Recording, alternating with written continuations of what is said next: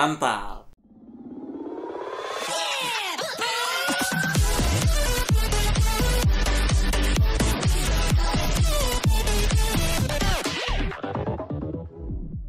Halo teman-teman, kembali lagi bersama saya, Paulizer. Oke teman-teman, kali ini kita settingannya agak beda dari biasanya teman-teman ya. Karena di depan saya ini udah ada barang yang akan saya unboxing dan juga saya review teman-teman. Oke, terakhir kalinya kita nge-review barang itu kalau nggak salah tahun lalu teman-teman ya. Nge-review monitor itu tahun lalu, sama nge-review produk rambut ya, clay itu juga tahun lalu ya.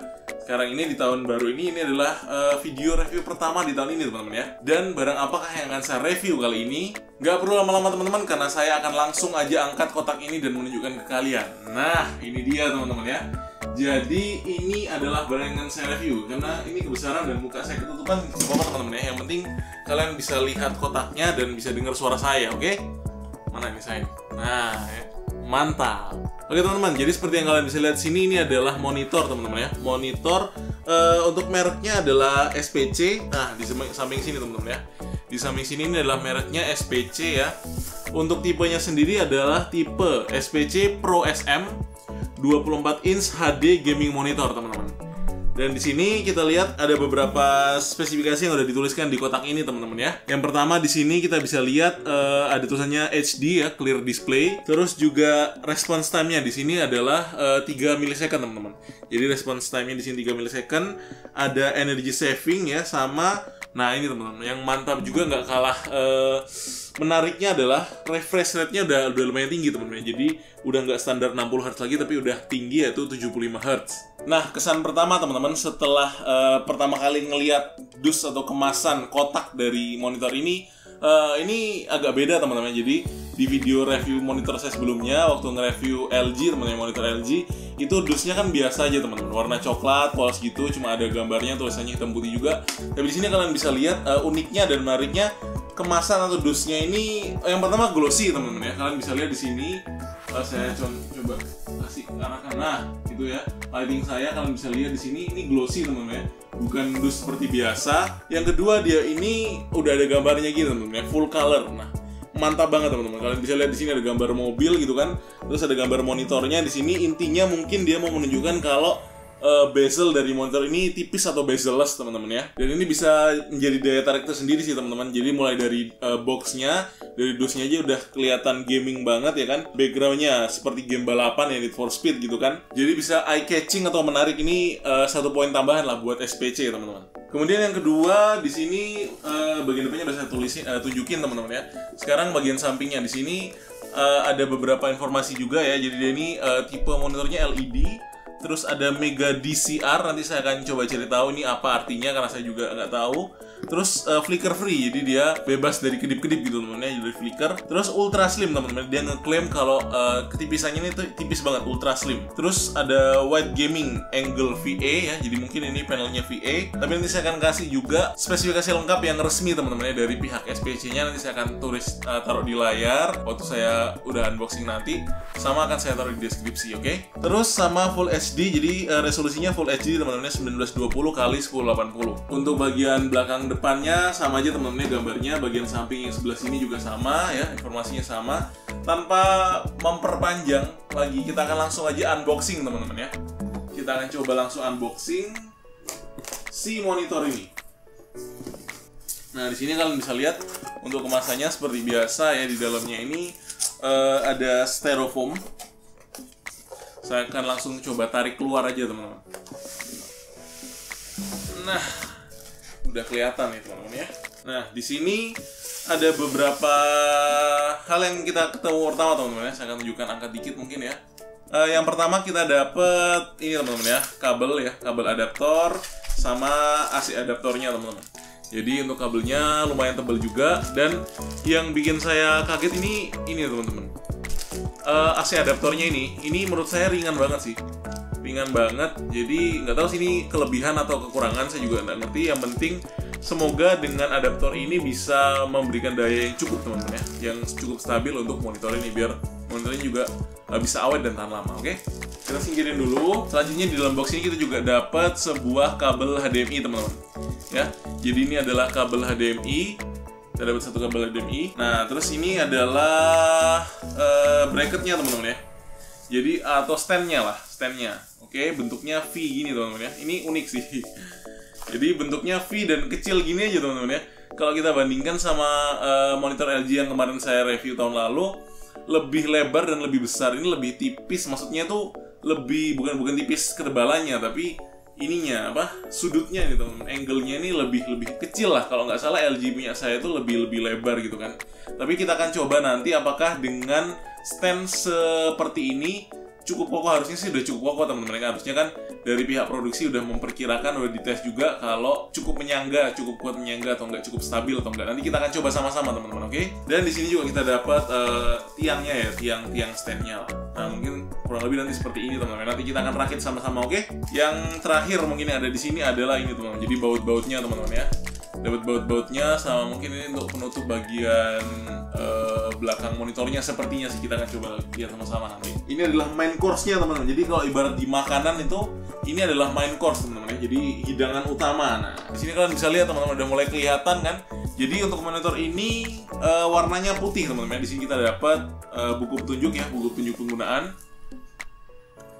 Oke, monitor LED gaming. Nah, di sini isinya standar lah teman-teman ya. Kalian sudah pasti tahu kalau buku petunjuk ini gunanya apa? Gunanya untuk disingkirkan dan tidak dibaca, ya kan?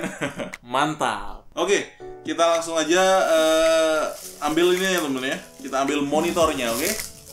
Wah, ini kayaknya harus dimiringin dikit teman-teman ya. Ini adegan berbahaya, jangan ditiru di rumah ini. Hanya profesional yang bisa melakukan. Iya, mantap. Oke, nice.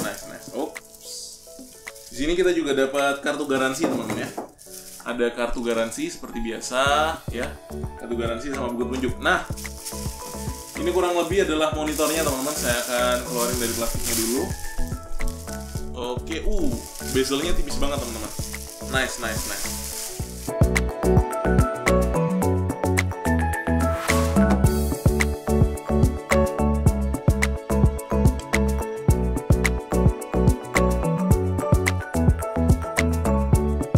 Nah teman-teman, sekarang kita udah selesai ngerakit ya, masangin si monitor ini sama standnya. Jadi kita akan lanjutin lagi review dari si monitor ini teman-teman. Jadi seperti yang saya bilang tadi, ini materialnya untuk frame-nya teman-teman. Untuk monitornya sendiri ini plastik ya, plastik. Belakangnya juga plastik, bawahnya plastik. Ini ada nice banget ya. Ada aksen putih di bawahnya. Tapi mungkin tergantung sini preferensi masing-masing teman-teman ya. Kalian suka warna apa itu menurut saya tergantung masing-masing sih. Ini warnanya putih. Terus yang keren ini bezelnya teman-teman. Jadi ini bezelnya tipis banget, kalian bisa lihat ya. Bezelnya tipis banget, hampir semua ini layar. Bahkan cuma nggak sampai 1 cm teman-teman untuk bezelnya.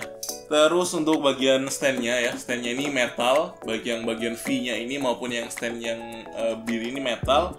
Dan kita akan coba teman-teman. Nice teman-teman ya. Not bad sih menurut saya. Jadi ini saya coba goyang-goyangin, yang goyang ini meja saya ya. Dan begitu saya berhenti goyangin, si monitornya juga berhenti goyang teman-teman. Jadi ternyata ini membuktikan kalau stand yang seperti ini, base yang seperti ini, yang kelihatannya mungil, ternyata cukup mampu menahan atau menopang monitor dengan ukuran 24 inch ini. Nice ya.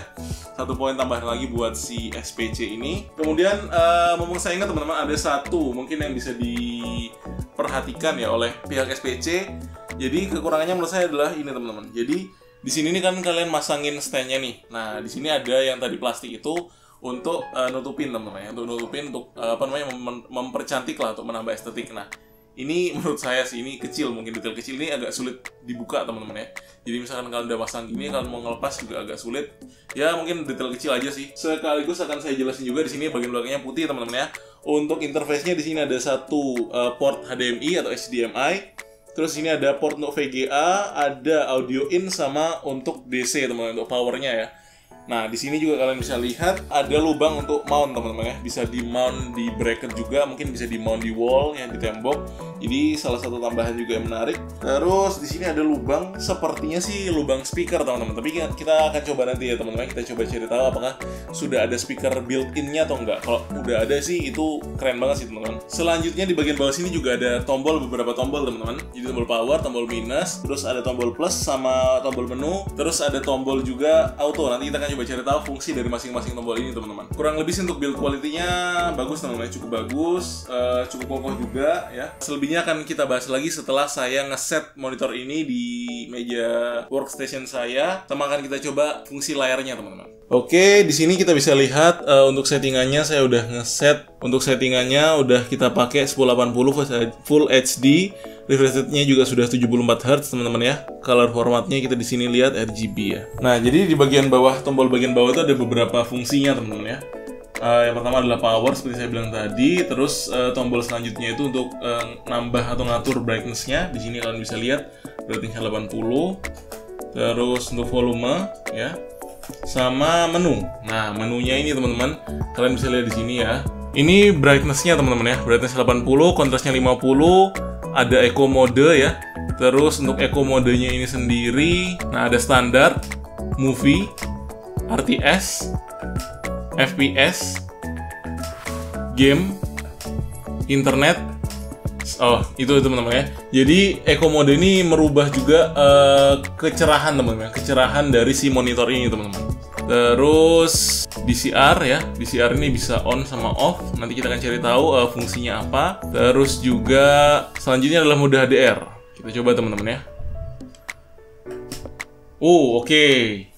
Jadi ini mode HDR teman-teman. Nah, ini warnanya baru keluar sih menurut saya teman-teman ya. Kalau kita bandingkan, jadi ini mode HDR-nya off.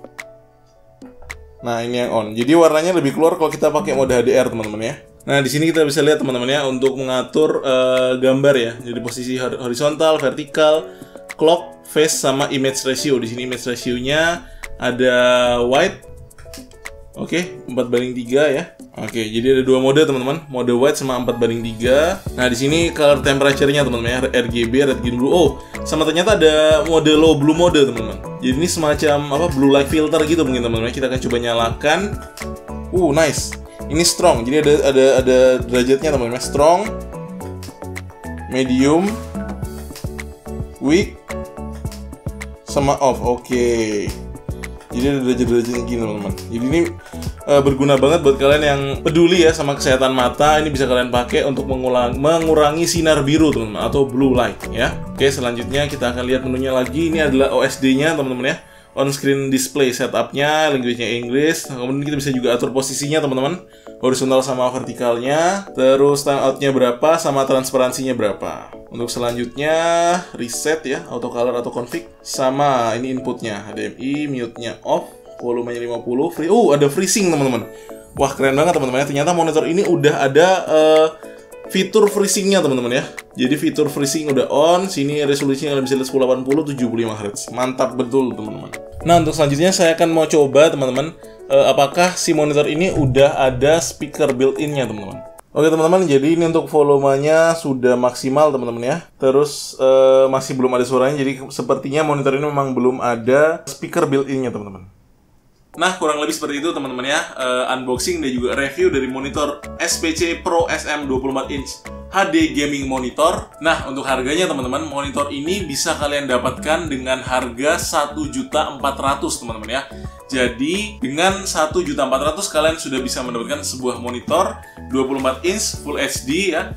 Response time-nya 3 millisecond, sudah juga ada refresh rate-nya 75 Hz. Ada freezing-nya, ada mode HDR, ada blue light filternya. Pokoknya mantap lah teman-teman. Jadi buat kalian yang lagi nyari monitor ya, dengan budget yang terbatas, kalian bisa salah satu pertimbangan untuk membeli monitor SPC ini teman-teman. Tapi kembali lagi, tetap saat kalian mau membeli sesuatu, tentu sesuaikan dengan tujuan atau kebutuhan kalian. Misalkan kalian butuhnya buat gaming, kalian butuhnya buat editing, atau buat kerja, atau buat cuma sekedar ya cuma butuh monitor aja buat komputer kalian.